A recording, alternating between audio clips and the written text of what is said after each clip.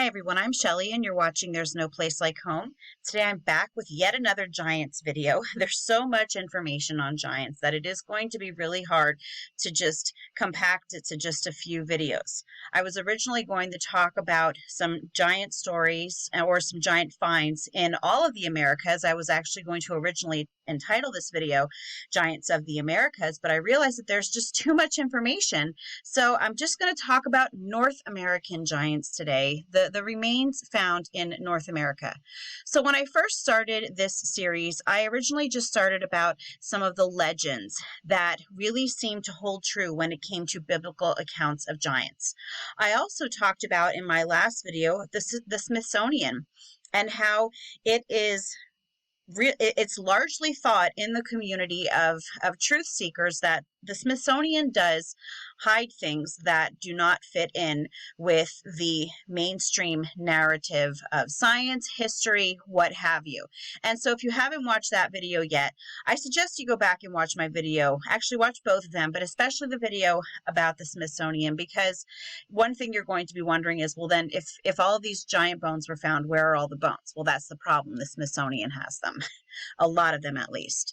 So, as you can see, though, these are all old newspaper articles of giant bones, giant remains that have been found throughout North America.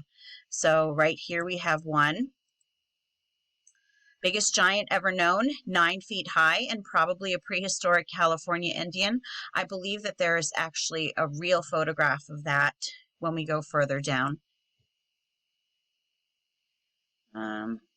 Well, we'll see if we come across it at some point. Oh, there it is. So right there. All right, let's go back up. Here we have beach giant skull unearthed by WPA workers near Victoria. And this here says, giant skull believed to be possibly the largest found in the world. The human skull shown on the right was recently unearthed in Victoria County by Texas University anthropologists. The other two are of normal size. And you can see how much bigger it is. Now, I have read of a skull that was found somewhere in North America, and it was by a Smithsonian, either archaeologist or anthropologist. The skull was actually so large that he was able to put the skull around the outside of his own jawline. So this skull more or less was able to fit him almost like a helmet. It was so big. All right. We'll just look right here. A petrified giant from the San Francisco Examiner, Victoria, British Columbia.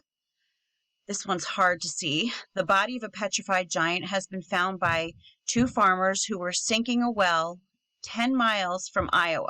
Or from town. See, I can barely see that. That one's small. But the point is that there are so many of these stories like this. They just can be found all over the place. See, here we have Tennessee's ancient giants. And so if someone wasn't told about these things, you would never think to just look these things up on your own, because we're always taught that giants are just legends. They're just fables. They're for little kids. They're just fairy tales.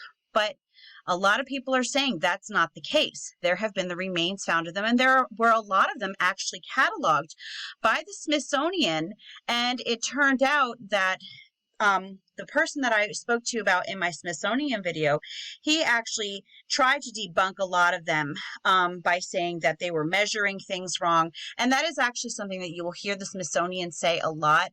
I linked to a video of America Unearthed in my last video, and somebody dug up what they said was giant bones. They said it was very large, and when they sent it to the Smithsonian said that it was only about 5'3", and they always try to say that people are putting the skeletons together wrong, that they're not, putting the joints in together. And a lot of times, see how they have these femurs going straight down? Well, the human skeleton, the femur would actually be on a slant if it would actually be put together correctly. So yes, so there are cases where some skeletons are put together improperly. The femurs are not put on the slant like they normally would be. The bones might not be locked into the joints and sockets the way that they should be. And yes, that would present a bigger skeleton, but that is not the case with all of them. And that certainly is not the case for that skull that was able to fit around the anthropologist's head. So I'm really just showing you these things so that you can understand that these interesting stories are out there, and it's a lot of fun to look at. Now we'll go back to this story right here. Not story, but this picture. So this one, I believe they said was 9 feet tall. And if you look at it, now a lot of people will attribute the giants to giantism, or sometimes they call it gigantism, I think. But I've actually looked up the statistics, and I think it said that only 3 out of every 1 million people have gigantism. And when they do, their bones are usually very out of shape. They have to walk with the aid of walkers. They just have a lot of issues because of their sheer size. But as you can see with this person here, their bones do not look out of shape at all. This just looks perfectly natural, and it does not look like it's some sort of a genetic defect. So let's just go down a little bit further. Here's the double rows of teeth that I showed you, that I talked to you about in my first video. This one I thought was interesting. This is one of those stories that you're like, could this be true? I don't know. Sometimes you have to think to yourself, is this really true? Because, you know, you have to be skeptical sometimes, because there are some people that are out there just trying to get some extra money or to make a name for themselves. So I think that sometimes you have to take things with a grain of salt. Now, this one was supposedly found in Pennsylvania, so that's my state. And it says that these skeletons were over 7 feet tall, which is unheard of considering that they originated in the 13th century, and people have only started reaching 6 feet in the last 100 years. Most shocking of all was the 2 horns that sat about 2 inches above their eyes. And so here's the original article about that.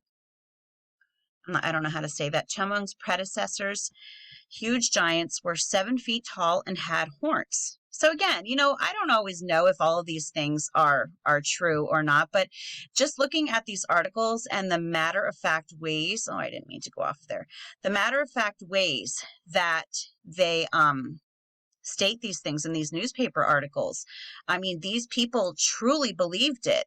They are truly meant what they said when they said that people were finding these giant skeletons. I'm going to go back to here, just because I wanted to find this one again. Okay.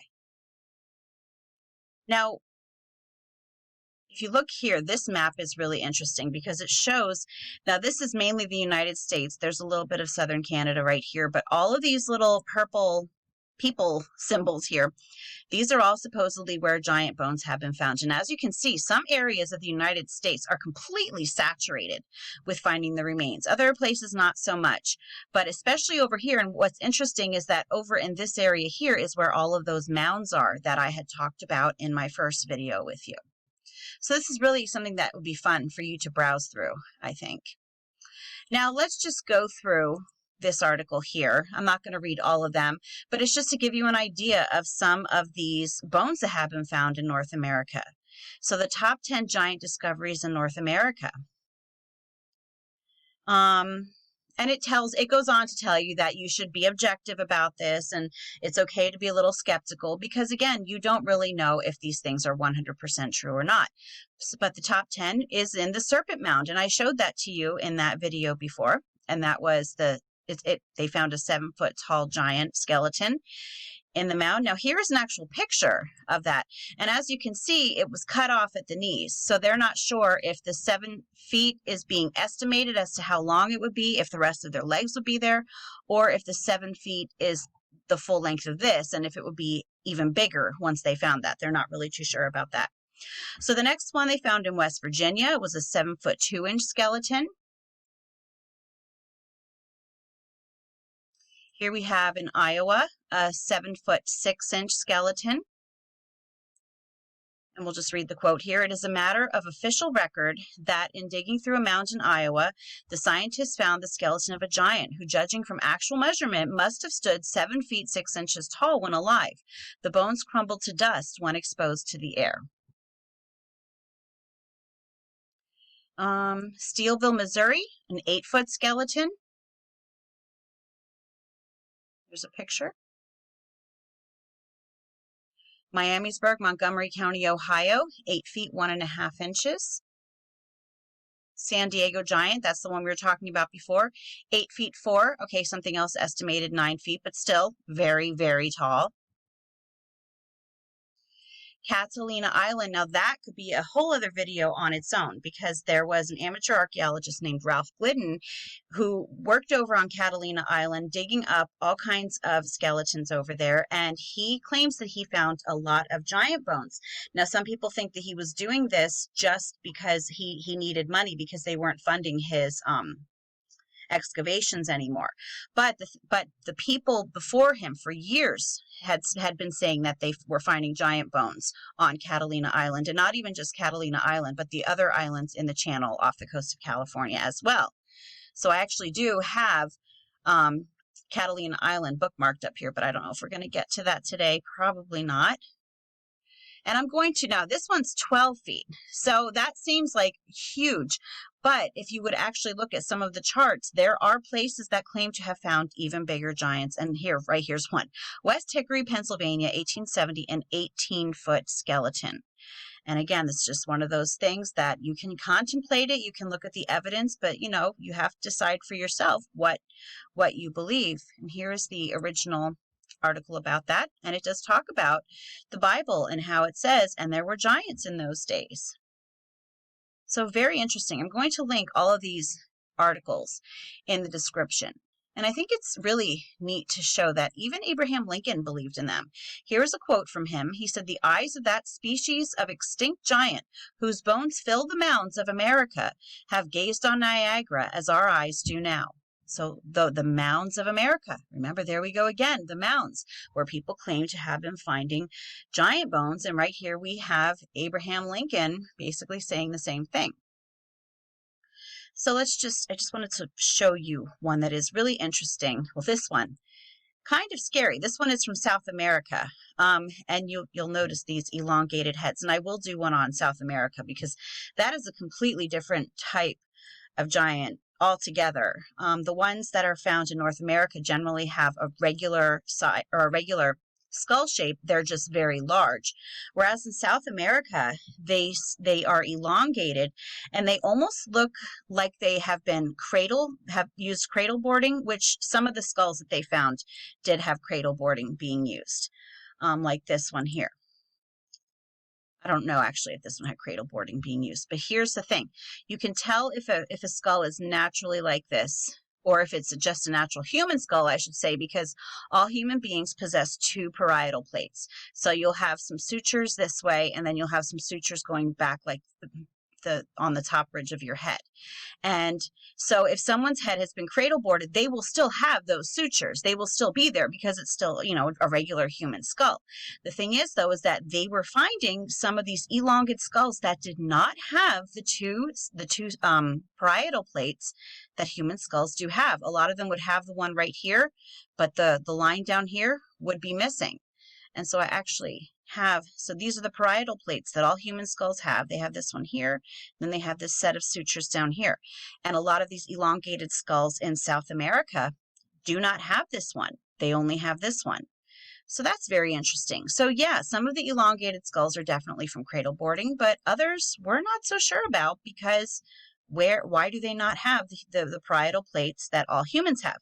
But anyway, that's for another video entirely, because that is found in South America. I just thought it was interesting, and that way you can have an introduction into some of the things we'll be talking about. There's a good picture of that. These really fascinate me, as you can tell.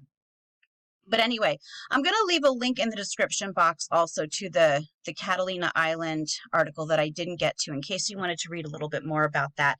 That is actually really interesting what happened over there in Ralph Glidden's museum that people made quite a fuss over. And anyway, that's all that I have for you today. If you like this video, give it a thumbs up. If you haven't subscribed yet and would like to hear more of what I have to say, I would love if you would do that. If you have any questions or comments, you can leave one over on Instagram because YouTube disables my comments.